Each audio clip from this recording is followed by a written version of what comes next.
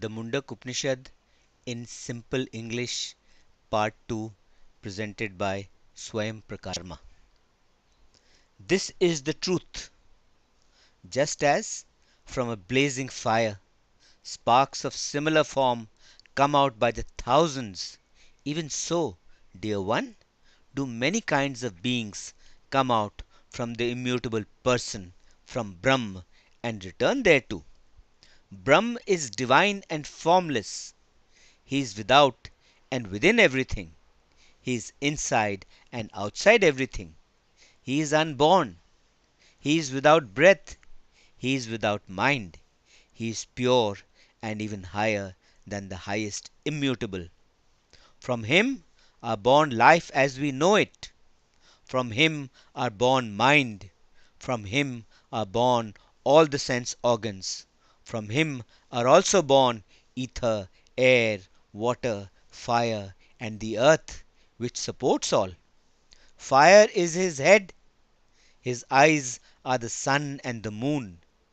The regions of space are his ears. The revealed Vedas are his speech. Air is his life, and his heart is the world. Out of his feet is born the earth. Indeed, he is the self, the Atma of all beings.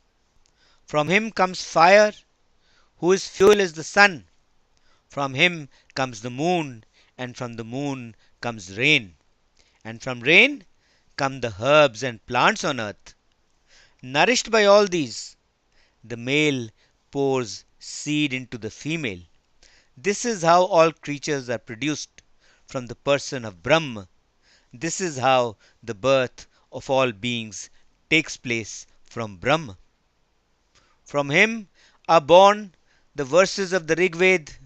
From him are born the chants of the Samved and the formulae of the Yajurved.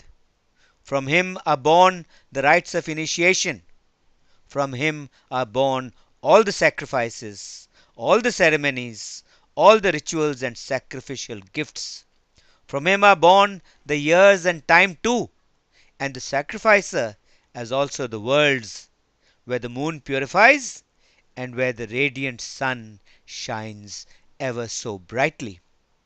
From him are also born all the gods in many different ways, all the celestials, men, cattle, birds, the in-breath and the out-breath, rice and barley, austerity, faith, truth, chastity, and the law. From him come out the 7 life breaths, the 7 flames and their fuel, the 7 oblations, these 7 worlds in which move the life breaths, 7 and 7, which dwell in the secret place of the heart. From him emerge all the oceans, all the seas, and all the mountains. From him flow rivers of every kind. From him come all the herbs, and their juices too, by which, together with the elements, the inner soul is upheld. Brahm himself is all that has been described. He is work, he is austerity, and he is Brahma beyond death. He who knows Brahm as residing in the secret place of the heart, he, here on earth itself, O dear one, cuts open the knots of ignorance. He gets rid of all ignorance in his very lifetime itself. The great support Brahm is seen in the secret place of the hearts. It is well fixed and it is moving as well. In the same great support is centered all this which moves, which breathes, and which winks. Know that support as being and also as non-being, and as the supreme object to be desired. It is the highest and it is beyond the reach of man's understanding. That which is ever luminous, that which is subtler than the subtle, and that in which are centered all the worlds and those that dwell in them, that is the imperishable Brahm. That is life, that is speech, and that is mind. That is the true. That is the truth. That is immortal. That is Brahm to be known. Therefore, know that Brahm. Taking the great weapon of the Upanishads as the bow, one should place in it the arrow of the self, sharpened by meditation. Then, drawing the bowstring with a mind engaged in the contemplation of Brahm, one should make that very imperishable Brahm as the target. The syllable Om is the bow, one's own self, one's own Atma indeed is the arrow. Brahm is the target which is to be hit without making a mistake. Thus, hitting the target, the arrow becomes one with the target, the Atma becomes one with Brahm, the Atma merges with Brahm. He in whom the sky, the earth, the interspace, the mind, and all the vital breaths are all woven together. Know him alone as the one self. Dismiss all other claims. Dismiss all other utterances and conjectures. This is the bridge to immortality. The heart is where the arteries of the body are brought together like spokes in the center of a wheel. It is in this very heart that the soul moves about becoming many. May you be successful in crossing over from the darkness of ignorance to the light of knowledge and wisdom. He consists of mind and is the leader of life and the body and is seated in the body controlling the heart.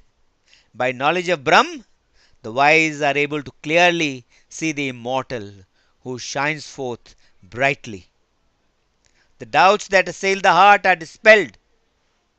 The knots, the bonds that bind the heart are cut, and all past deeds and actions terminate once the higher and the lower Brahm is seen. Brahm is encased in the highest golden covering. Brahm is without stain, without parts. Brahm is pure and pristine. He is the light of all lights. The knowers of the self know this. The sun does not shine there, nor the moon, nor the stars. These lightnings do not shine there. Where then could this fire be? That fire and that light is indeed the light of Brahm itself. Everything shines only after the shining light of Brahm. The sun, the moon, the stars, and all the lightnings, they all get their light only from Brahm. Brahm indeed is the source of all the light of this universe. It is the light of Brahm that actually illumines the whole world. It is Brahm indeed who is this immortal. Brahm is everywhere. Brahm is in front. Brahm is behind. Brahm is to the right. Brahm is to the left. Brahm is above and below. Brahm indeed is this universe. Brahm is the greatest.